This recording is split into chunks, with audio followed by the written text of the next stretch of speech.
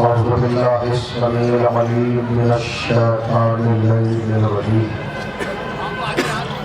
بسم الله الرحمن الرحيم.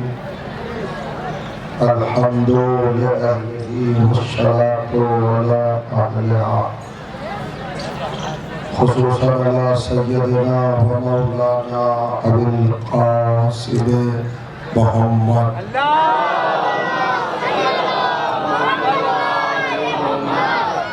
وأهل بيته الطيبين الطاهرين المعصومين المظلومين،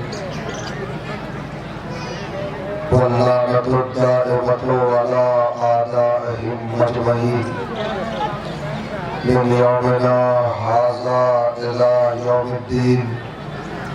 أما بعد، فقد قال سبحانه وتعالى: بسم الله الرحمن الرحيم. إن الدين عند الله الإسلام. صلوات.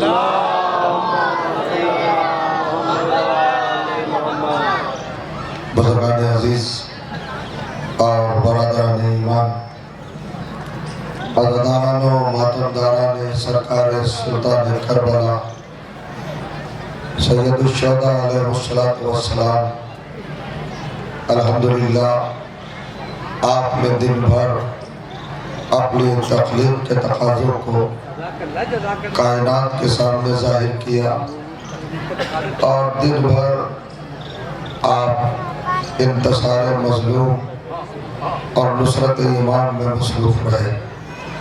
آپ نے یہ عبادت باجماعت انجام دی اور شہزادی عالمیان کی دعاؤں کے مستحق ہوئے۔ میں آپ کی خدمت میں اور پاکیزہ سماعتوں کی بارگاہ میں یہ سوچ کر حاضر ہوا تھا کہ کچھ معلوماتی کیفیتیں اور علمی حقیقتیں اور کچھ نادر اور چھوٹے خیالات آیات قرآنی کی بنیاد پر آپ کی بابرکت خدمت میں حاضر کروں، لیکن یہ موقع، یہ محل اور یہ منزل مجھے اس بات کی دعوت نہیں دے رہی ہے کہ میں کوئی علمی مضمون یا کوئی گہرا ٹاپک آپ کے سامنے پیش کروں۔ میں نے ایک مختصر ترین آیت قرآن مجید سے اسی نزاکت کو پیش نظر رکھتے ہوئے تلاوت کا شرف حاصل کیا، جو اسلام کے بارے میں ہے، دین کے تعلق سے ہے اور مذہب کے حوالے سے۔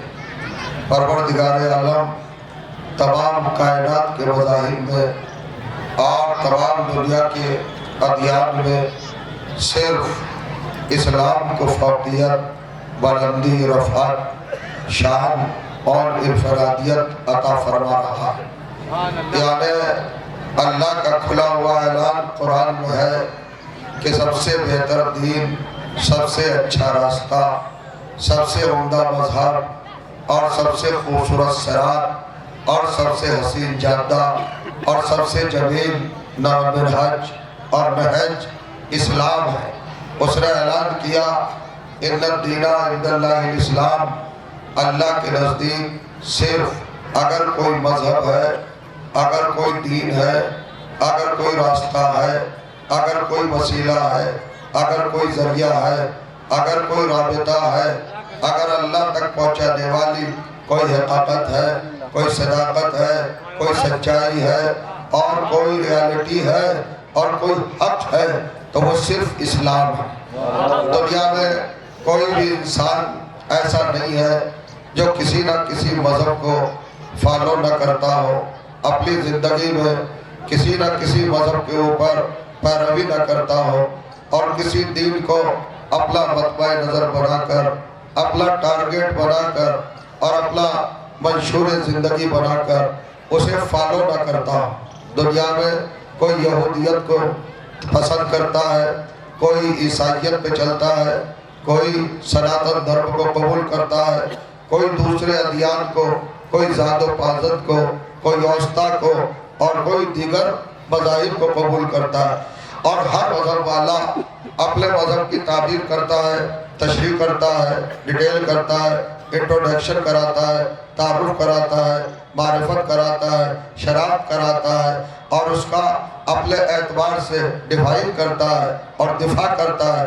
اس کی فوقیت، اس کی انفرادیت، اس کی فضیلت، اس کی بلندی، اس کا کمال، اس کی حیثیت، اس کی حقیقت، اس کی پختگی، اس کی مضبوطی، اس کا استحکام، اس کے احکام کی اپنے طور پر ایک توضیح کرتا ہے. لیکن ہم مسلمان ہیں، ہم خالی زبان چلانے کے عادی نہیں ہیں، ہم عمل سے جواب دیتے ہیں، ہم کردار سے جواب دیتے ہیں، ہم کیریکٹر سے جواب دیتے ہیں. ہمارا جواب عملی جواب ہوتا ہے، خالی قولی جواب نہیں ہوتا.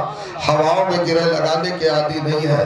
ہم مفروضوں پہ بات نہیں کرتے، ہم سپوز نہیں کرتے، ہم حقیقتوں کو عیاں کرتے ہیں، ہم صداقتوں کو چہرہ بناتے ہیں، ہم سچائیوں کو مکھڑا بناتے ہیں اور پھر اپنے اسلام کا دفاع کرتے ہیں، اپنے اسلام کا تعارف کراتے ہیں. اس لیے کہ ہمارے پاس وہ کردار ہے، وہ کیریکٹرز ہیں، وہ ہستیاں ہیں، وہ شخصیتیں ہیں، وہ وجود ہے اور وہ ذاتیں ہیں کہ جن کی وجہ سے ہم کائنات میں اپنی زندگی کے ہر رخ پر، ہر موڑ پر اللہ نے ہم کو وہ توفیق عطا کی ہے کہ کئی شرمندگی کا شکار نہیں ہوتے ہیں.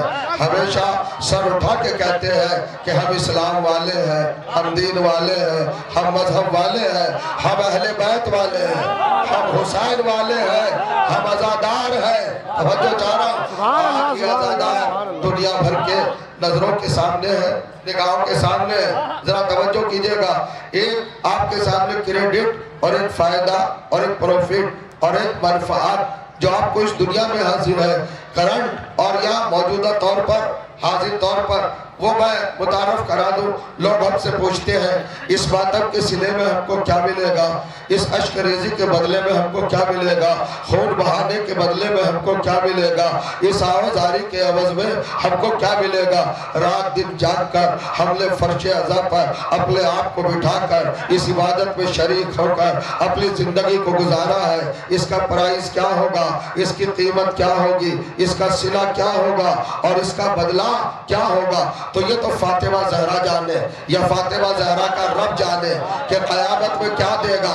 لیکن میں کرنٹ کریڈٹ بتاتا ہوں، اس دنیا میں اس ماتم کا صلہ کیا مل رہا ہے. آج آپ کو بتانا چاہتا ہوں، یہودیت، اسرائیلیت، امریکہ، یورپ، CIA سب نے تحقیق کر لی.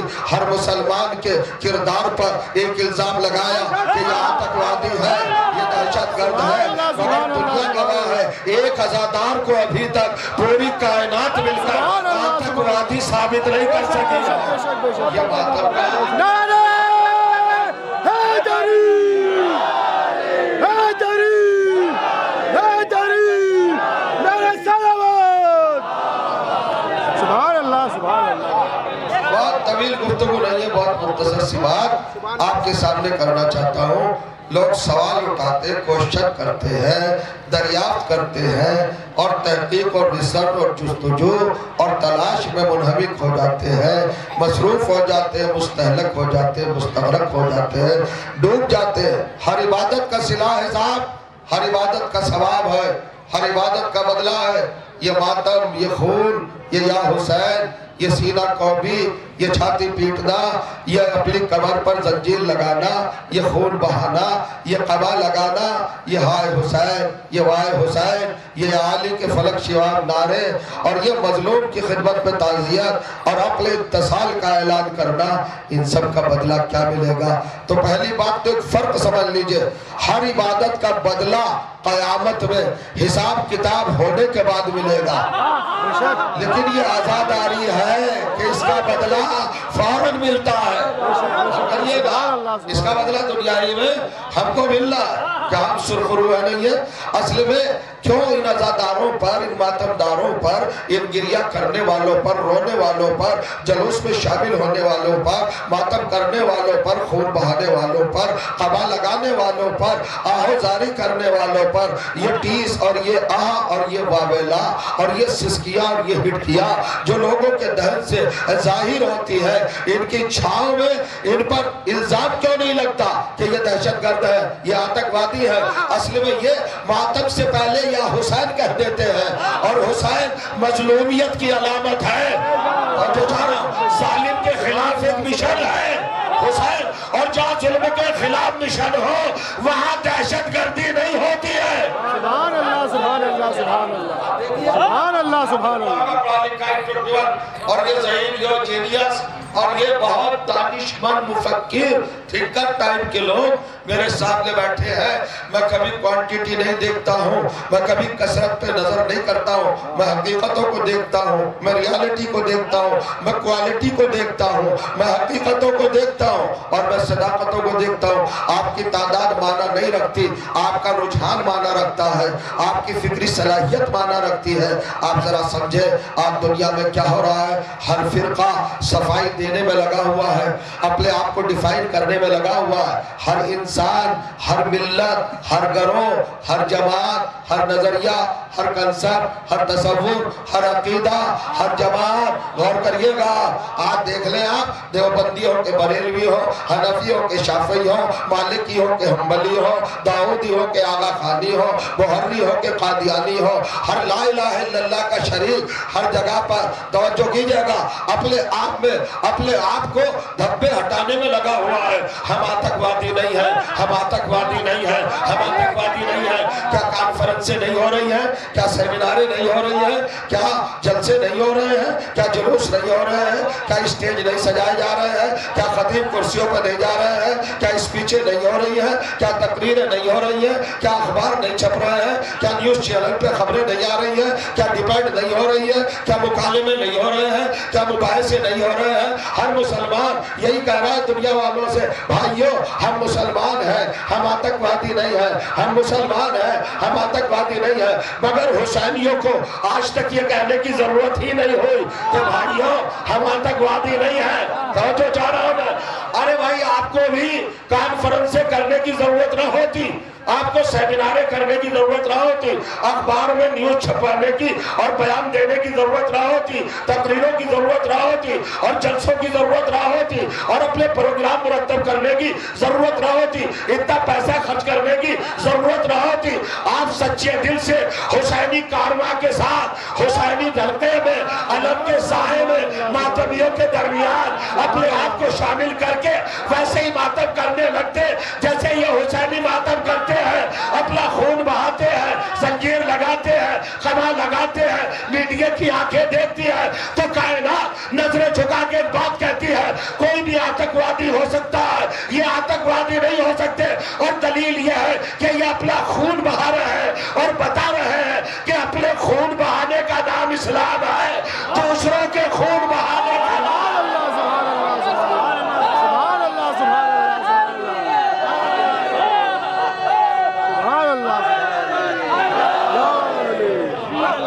سلامت رہیں، آپ زندہ رہیں، آپ مظلوم کی بارگاہ میں اسی طرح سرخرو اور سر بلند رہے. ہمیشہ افتخار، ہمیشہ فخر و ناز آپ کے قدم چومتا رہے. ہمیشہ آپ بڑے اپنے گھمنڈ کے ساتھ اور اپنے ناز کے ساتھ امام کی خدمت میں یوں ہی مصروف رہے. مسلسل اپنی پوری زندگی کو حسین کی نصرت کا مرقع اور ان کی مدد کا مجسمہ بنا کر رواں دوا رکھے. اب آپ چاہیے اسلام کیا ہے؟ یہودی کہتا ہے یہودی مذہب، یہودی سسٹم، یہودی نظام بہت اچھا ہے، اور عیسائی کہتے ہیں کہ عیسائی کرسچینٹی ہے نا، مسیحیت وہ بہت اہم ہے. مسلمان کہتے ہیں کہ اسلام بڑا اہم ہے، اسلام بڑا بلند ہے. لیکن میں چھوٹا سا جملہ کہہ دوں، اگر آپ متوجہ ہیں اسلام سے اگر کربلا کو ہٹا دیا جائے اور جو چارہ اور اہل بیت کو جدا کر دیا جائے تو سارا ظلم اسلام میں نظر آئے گا، سارا فساد اسلام میں نظر آئے گا، ساری خرابیاں اسلام میں نظر آئے گی۔ شاید آپ نے نہیں توجہ کی، آپ کا اسلام نہ یہودیت سے مقابلہ کر سکتا، نہ عیسائیت سے مقابلہ کر سکتا، سب سے پیچھے رہ جائے گا اگر کربلا کو نکال دو، اگر اہل بیت کو ہٹا دو۔ اور دلیل یہ ہے کہ کسی بھی مذہب میں کسی مذہب کے ماننے والوں نے اپنے نبی کے نواسوں کو قتل نہیں کیا، اپنے نبی کے اہل بیت کو قتل نہیں کیا، اپنے پیغمبر کے گھرانے کو تباہ نہیں کیا، اپنے پیغمبر کے خاندان کو برباد نہیں کیا، اپنے پیغمبر کی ضروریت کو مظلومیت سے نہیں مارا۔ یہ بہت بڑا دھبا ہے اسلام کے دامن پر اور مسلمانوں کے دامن پر۔ غور کریے گا کہ نبی کے نواسے کو قتل کر دیا۔ کس نبی کے نواسے کو؟ جو پیغمبر امن تھا، جو پیغمبر رحمت تھا، جو رسول سلام تھا۔ اور جو جانا ایسا پیغمبر جو کانٹوں پہ چل کر دعائیں دیتا تھا، جو غلاظتیں پڑتی تھی پشت پر تو دعائیں دیتا تھا، جو پتھر کھاتا تھا تو دعائیں دیتا تھا۔ توفیق کی دعائیں، تائید کی دعائیں، ایمان کی دعائیں، عرفان کی دعائیں، معرفت کی دعائیں، ترقی کی دعائیں، کامیابی کی دعائیں، نجات کی دعائیں، فلاح کی دعائیں، صلاح کی دعائیں، فوج کی دعائیں، ترقی کی دعائیں، ارتقاء کی دعائیں، بلندی کی دعائیں، بقا کی دعائیں، شہادت کی دعائیں، نعمتوں کی دعائیں، رحمتوں کی دعائیں۔ یہ کام دیتا تھا، پیغمبر دیتا تھا۔ اسی پیغمبر کا نواسا حسین تھا۔ آج ذرا سمجھئے گا، محمد آبروئے دین ہے، محمد عزت اسلام ہے، محمد ہے اعتبار قرآن ہے، محمد اللہ کا عکس ہے، محمد اللہ کی رحمت کا مجسمہ ہے، محمد صفات الہی کا مظہر ہے، محمد توحید کا ناز ہے، محمد دین کا فخر ہے، محمد شریعت کا افتخار ہے، محمد عبادتوں کا اعتبار ہے، محمد سب سے بڑا رہبر ہے، سب سے بڑا ہادی ہے، سب سے بڑا رہنما ہے، سب سے بڑا ریفارمر ہے، سب سے بڑا میسنجر ہے، سب سے بڑا پیغمبر ہے۔ مگر اس کی بڑائی اور اس کا سارا کمال ایک لفظ میں ہے، ایک حقیقت میں ہے، حسین منی وأنا من الحسین۔ سبحان اللہ، سبحان اللہ، سبحان اللہ، سبحان اللہ، سبحان اللہ۔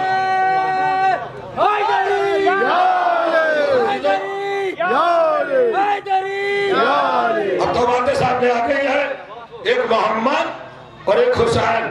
ساری بلندیاں، ساری اچھائیاں، ساری خوبیاں اور سارے خیر و خیرات اور ساری رفعتیں اور ساری سچائیاں کہاں پڑاؤ ڈالتی ہیں، کہاں ڈیرا ڈالتی ہے، کہاں کے رک جاتی ہے؟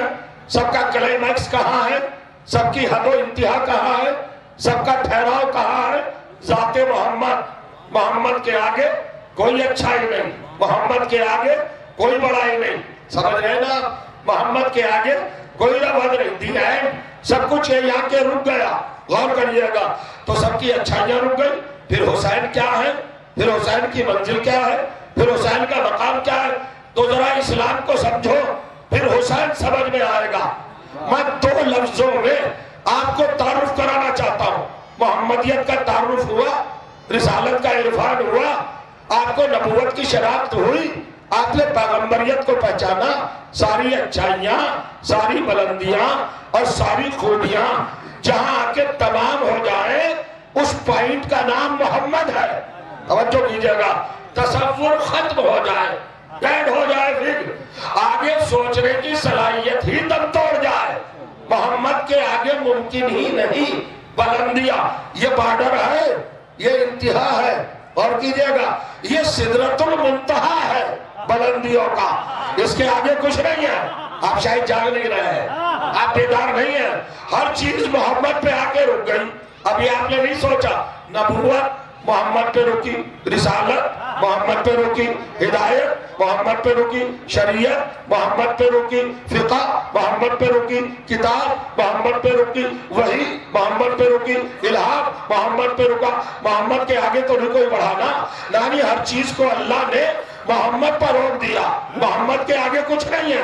اس لیے شاید 12 اماموں کا تعارف ایک لفظ میں محمد نے کیا تھا، اولنا محمد، آخرنا محمد، اوسطنا محمد۔ یہ نہ سمجھ لینا کہ محمد پہ سب کچھ تمام ہو گیا تو اب علی کے پاس کچھ نہیں ہے، حسن کے پاس کچھ نہیں ہے، حسین کے پاس کچھ نہیں ہے۔ نہیں، یہ مقام منیت پہ ہے۔ جو محمد کے پاس تھا وہ سب کچھ ان کے پاس ہے۔ غور کریے گا اب حسین کیا ہے اور نبی کیا ہے؟ ہر خیر و خیرات اور اچائی اور خوبی کی انتہا محمد۔ غور کریے گا محمد سے پہلے کتنے نبی آئے، کتنے پیغمبر آئے؟ 1,23,999 انبیاء۔ آخری پوائنٹ پر گفتگو ہے، آپ آج حسین کو سمجھ کے جائیں، پیغمبر کو تو سمجھا اور بہادر فرقے وزیر محمد کو سمجھانے میں لگے ہوئے ہیں، لیکن حسین کے خلاف ان کے پروگرام رہتے ہیں۔ ضرورت اس بات کی ہے کہ حسین کا تعارف کرایا جائے، انہیں متعارف کرایا جائے، ان کا بیان ہو۔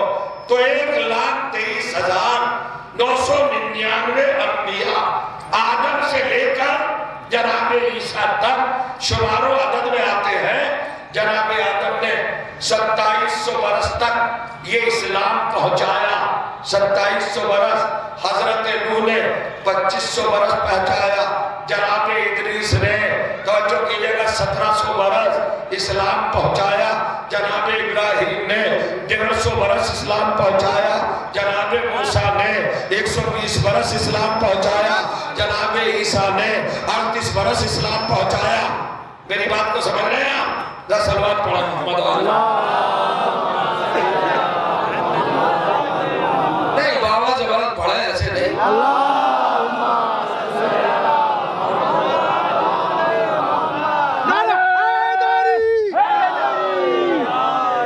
سمجھ رہے ہیں آپ؟ میں تو آپ کے سامنے ایک تخمینہ اور ایک ڈیٹیل کی کیفیت رکھ رہا ہوں۔ کتنے دن پہنچایا؟ غور کریے گا 2700 برس، آدم نے 2500 برس، نوح نے 1700 برس، ادریس نے 150 برس، ابراہیم نے 120 برس، موسیٰ نے 38 برس، عیسیٰ نے، یحییٰ نے، زکریا نے، سلیمان نے، داؤد نے، مشتولق نے، اخنوق نے، بیارت نے، میلائیل نے، لبق نے، دینان نے، عبداللہ نے، حام نے، سام نے، یافس نے، دوسرے لوگوں نے کتنے دن پہنچایا؟ سارا ٹوٹل بنتا ہے 17,500 برس۔ توجہ چاہ رہا ہوں، جس دین کو، جس اسلام کو، جس پیغام کو 1,23,999 انبیاء نے، معصوموں نے، مطہروں نے، پیغمبروں نے، ہادیوں نے، رہبروں نے، صاحبان ہدایت نے 17,500 سال میں پہنچایا تھا، اسی دین کو حسین نے ایک دو پہر میں بچایا ہے۔ سبحان اللہ، سبحان اللہ، سبحان اللہ۔ حسینیت، حسینیت، حسینیت، حسینیت، یزیدیت، یزیدیت، یزیدیت، نعرہ حیدری۔ سبحان اللہ، سبحان اللہ، سبحان اللہ، سبحان اللہ، کہ آپ موازنہ کیجئے، سبحان اللہ، سبحان اللہ۔ 1,23,999 انبیاء کی پاکیزہ مطہر بے مثال لاجواب بے نظیر بے عدیل ذوات ہے مقدسہ۔ توجہ چاہ رہا، اور ان کے انتھک 17,500 برس، اور ایک طرف حسین کی ایک دوپہر 4 گھنٹے۔ کہنا چاہتا ہوں جس حسین کے 4 گھنٹے سارے نبیوں کی زندگیوں پر بھاری ہوں، جس حسین کی زندگی میں سے 4 گھنٹے سارے نبیوں کی زندگیوں پر بھاری ہو، اس حسین کے 57 برس کتنے بھاری ہوں گے؟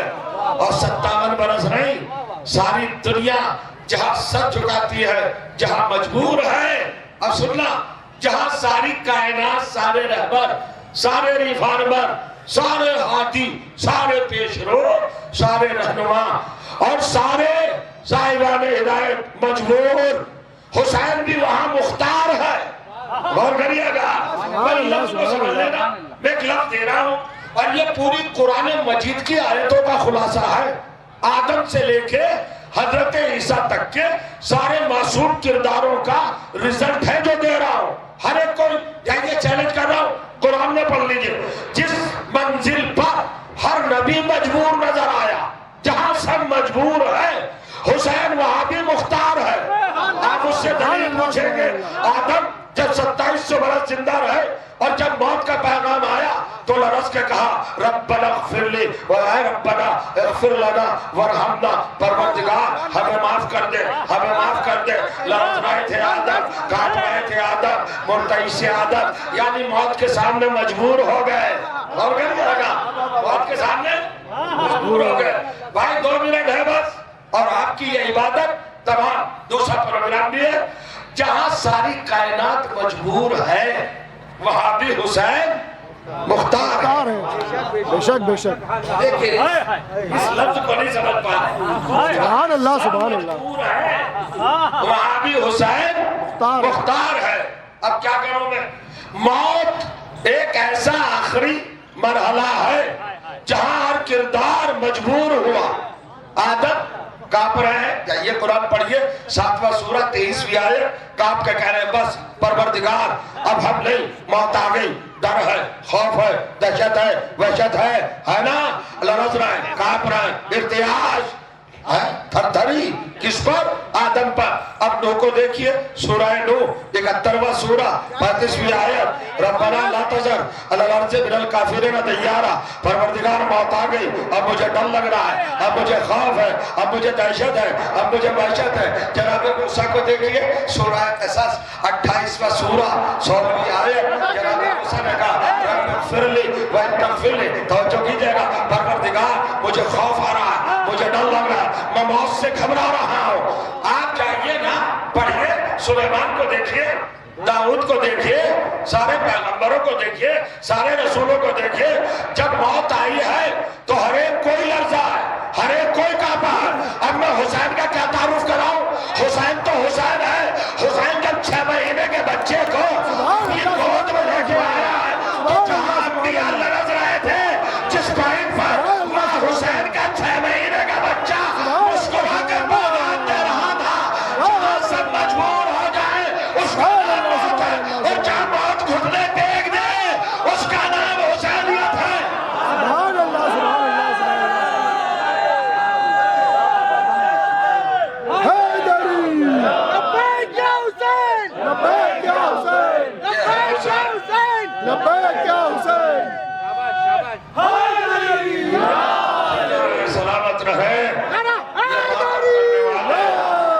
سبحان یہ اللہ جلوس ازا برپا کرنے والے، یہ مجلسوں کا انعقاد کرنے والے، یہ شہزادیہ عالمیان کے دل کے زخموں پر اپنے آنسوؤں کا پاکیزہ مرہم رکھنے والے، انہیں بڑے دعائیں دیتی ہے شہزادی۔ آج آپ نے ہمارے نوحہ خانوں سے نوحے سنے ہے نا؟ ہم نبی صلی اللہ علیہ وسلم پڑھ رہے ہیں جناب سکینہ کے لیے جب چلی ہے زینب شام سے، تو کیا حسرتیں ہیں، کیا آرمان ہے، کیا خواہشات ہیں، اور کیا تمنا ہے دل میں، ہے نا؟ سکینہ نہیں چلو گی، کربلا جا رہا ہے۔ آج 28 سفر ہے، آج ہمارے یہاں یہ دن محرم کے درمیان تیسرا دن ہے جب ہمارے غموں میں مزید اضافہ ہوا۔ 25 محرم کو سید سجاد کی شہادت، 10 صفر کو سکینہ کی شہادت، اور 28 صفر کو سرکار رسالت پناہ اور امام حسن کی شہادت۔ رسول اللہ کو زہر دیا گیا اور امام حسن کے زہر سے دل کے 72 ٹکڑے ہو گئے، اور جب لاشا گیا ہے تدفین کے لیے قبر کے نزدیک تو ظلم نے تیر اندازی کی اور لاشا آپ کا جنازہ واپس آیا۔ دکھیا بہنوں نے پڑھا ہے نا، دیکھیے یہ تو کفن سفید تھا، یہ سرخ ہو گیا کیسے؟ اور کریے آپ بہنیں یہی تو کہہ رہی تھی، سفید کفن کے ساتھ بھائی کا لاشا بیت الشرف سے نکلا تھا، اور جب روضہ رسول سے واپس آیا تو سرخ تھا اور لاشے پر تیر تھے۔ اب شاید میں مسائل نہ پڑھ پاؤں، اگر آپ متوجہ ہو جائیں تو یہی تقریر تمام کر دوں گا۔ دل میں درد کیا ہے، ٹیس کیا ہے؟ ہم سے لوگ پوچھتے ہیں کربلا کیا ہے؟ آخر کربلا میں انوکھا پن کیا ہے؟ کربلا میں غم کے حوالے سے، درد کے حوالے سے، شدت کے حوالے سے، کرب کے حوالے سے، علم کے حوالے سے ٹیس اور آہوزاری کے حوالے سے کیا کیفیت ہے، کیا حقیقت ہے، تو آپ کیا سمجھے؟ 10 سال کا بیچ ہے۔ امام حسن کا جنازہ جب واپس آیا تو عالم کیا تھا؟ جنازے کے اوپر تیر، لاشے کے اوپر تیر۔ شباب کا عالم امام وقت کے جسم پر تیروں کو دیکھ دیکھ کر بار بار تلوار پہ ہاتھ جاتا ہے، بار بار غیظ میں آتا ہے میرا شہزادہ، میرا غازی جلال میں آتا ہے، اور حسین بار بار کہتے ہیں زینب روکو، اپنے شیر کو روکو، اپنے دلیر کو روکو، اپنے ساوت کو روکو، بہن یہ مدینہ ہے، یہ کربلا نہیں ہے، عباس کو کربلا تک جانا ہے۔ ابھی 10 برس باقی ہے، انتظار کریں، مگر کمال ہے۔ میں آپ سے ایک سوال کر لوں، تاریخ آپ کی ہے، غم آپ کا ہے،